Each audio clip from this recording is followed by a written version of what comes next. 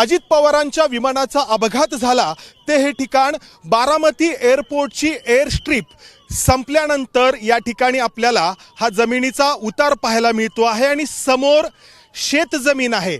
बारामतीचा airport इथून काही kilometre अंतरावरती आहे। म्हणजे अजित पवार ज्या विमानातून प्रवास करत होते ते विमान एअर स्ट्रीप सोडून काही किलोमीटर पुढे भरकटलं आणि त्यानंतर या ठिकाणी अपघातग्रस्त झालं। या विमानाचे अवशेष इथे आपल्याला पाहायला मिळत आहेत। विमानाच्या पाठीमागचा जो भाग आहे त्याचा तुकडा मोठा आपल्याला या ठिकाणी पाहायला मिळतो आहे आणि जो विमानाचा इतर भाग आहे तो आपल्याला इथे पुढे असा कोळशाच्या स्वरूपामध्ये पाहायला मिळतो आहे। अक्षरशः या विमानाचा या ठिकाणी कोळसा झालेला आहे।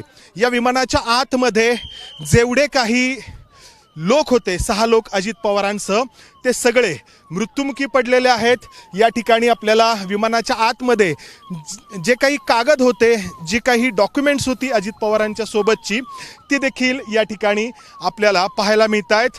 आपल्याला खूप मोठ्या प्रमाणामध्ये इथं लोक पाहायला मिळत आहेत जे हे अपघात स्थळ या ठिकाणी आहे तिथे जमा झालेले आहेत। बारामतीच्या परिसरामधले हे सगळे लोक आहेत आणि महत्त्वाची गोष्ट ही आहे की इथून एअरपोर्ट जे आहे ते खूप अंतरावरती आहे। एअर स्ट्रीप जी आहे ती खूप अंतरावरती आहे आणि तिथून हे विमान इतक्या लांबपर्यंत भरकटलेलं आहे।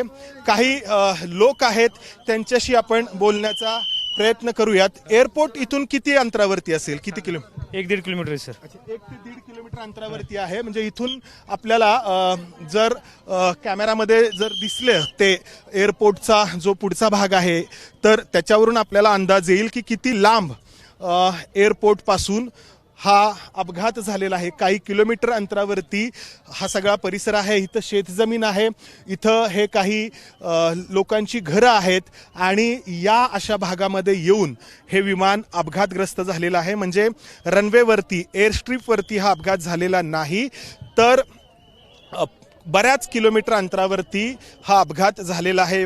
या विमानाचा पूर्णपणे हा जो विमानाचा भाग आहे तो जळून खाक झालेला आहे। इथे आपण जर पाहिलं तर पोलीस जे बघे आहेत त्यांना दूर करण्याचा प्रयत्न करत आहेत। या ठिकाणी वरिष्ठ पोलीस अधिकारी दाखल झालेले आहेत आणि इथून या सगळ्या परिस्थितीचा जो आहे तो एक अंदाज देण्याचा आमचा प्रयत्न आहे की अपघात नक्की कसा झालेला आहे। या ठिकाणी आपण जर पाहिलं तर पूर्णपणे हा एअरपोर्टपासून दूर असलेला भाग आहे। काही किलोमीटर अंतरावरती येऊन हे जे विमान आहे ते अपघातग्रस्त झालेलं आहे। इथून आपण खाली जाण्याचा प्रयत्न करूयात। या ठिकाणावरून जर आपण पाहिलं तर खूप सगळे लोक जे आहेत ते वरती येण्याचा प्रयत्न करतायत। इथून आपण या ठिकाणी जर पाहिलं तर बऱ्यापैकी हा जो उतार आहे या एका अर्थाने खड्ड्याचा एक भाग आहे आणि या खड्ड्यामध्ये येऊन हे विमान जे आहे तर ते अपघातग्रस्त झालेलं आहे। इथून बऱ्यापैकी आपल्याला जर लक्षात येत असेल तर हा असा सगळा जो जमीन आहे तर ती उताराची जमीन आहे आणि वैमानिकांनी पायलटनी अखेरचा प्रयत्न म्हणून जो काही केलेला आहे त्यानुसार हे विमान या मोकळ्या जागेमध्ये देखील उतरवण्याचा प्रयत्न केलेला आहे। मात्र त्यामध्ये त्याला अपयश आलंय आणि हे विमान अपघातग्रस्त झालंय। इथून आपण जर पाहिलं या ठिकाणी आहेत आणि इथून आपण खाली उतरण्याचा प्रयत्न करूयात। या ठिकाणी आपण जर पाहिलं तर बऱ्यापैकी या ठिकाणी एका अर्थाने जमिनीला जे आहे ते उतार आहे आणि या उतारावरून आपल्याला अंदाज येतोय की वैमानिकाचा शेवटचा प्रयत्न काय असू शकतो।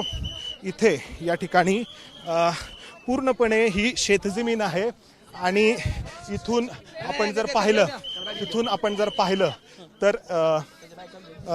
तर या ठिकाणी पूर्णपणे हे जे विमान आहे तर ते अक्षरशः जळून खाक झालेलं आहे। या ठिकाणी या विमानाचं हे जे चाक आहे जी 2 चाकं आहेत ती आपल्याला या ठिकाणी पाहायला मिळत आहेत. त्याचबरोबर विमानाचा बाकीचा जो भाग आहे तो जळून खाक झालेला आहे. यावरून आपल्याला हा अपघात किती भीषण होता, किती भयानक होता. हा, तर हे या विमानाचं चाक आहे, हे या विमानाचं चाक आहे. इथे आपण जर पाहिलं तर इथं या विमानाचे पूर्णपणे अवशेष जे आहेत ते या अशा स्वरूपामध्ये आपल्याला पाहायला मिळत आहेत. पूर्णपणे हे जे विमान आहे ते जळून खाक झालेलं आहे. या ठिकाणी पूर्णपणे आपल्याला ह्या विमानाचे अवशेष पाहायला मिळत आहेत. पलीकडच्या बाजूला शेतजमीन आहे, ऊस शेती आहे, मध्ये एक जमिनीचा खोलगट असा भाग आहे. एखादा ओढा वाहताना ज्या प्रकारे जमिनीला उतार येतो तशा प्रकारचा उतार आहे आणि इथे येऊन हे विमान अपघातग्रस्त झालेलं आहे. खूप मोठ्या प्रमाणामध्ये बघ्यांची गर्दी आहे. या विमानातले एक एक अवशेष जे आहेत ते या ठिकाणी अशा स्वरूपामध्ये पाहायला मिळत आहेत. विमान पूर्णपणे जळून खाक झालेला आहे, कोळसा झालेला आहे. मात्र आश्चर्याची गोष्ट म्हणजे विमानातील जी कागदपत्रं आहेत ती मात्र सही सलामत आपल्याला दिसत आहेत. कदाचित इथं विमान जेव्हा खाली पडलं तेव्हा या विमानाचे तुकडे झाले आणि त्यानंतर या विमानातील कागदपत्रं जी आहेत ती बाहेर आली आणि त्यामुळं ही कागदपत्रं आपल्याला सही सलामत पाहायला मिळत आहेत. मात्र दुसरीकडे विमान मात्र पूर्णपणे जळून खाक झालंय. या विमानाचा पुढचा भाग तर अक्षरशः नष्ट झालेला आहे. या विमानाची ही अवस्था आपल्याला या अपघाताची भीषणता आणि अजित पवारांच्या आयुष्यातले शेवटचे क्षण दाखवून देते. कॅमेरामन विजय राऊत समन दारगोंजारी, एबीपी माझा, बारामती. एबीपी माझा, उघडा डोळे बघा नीट.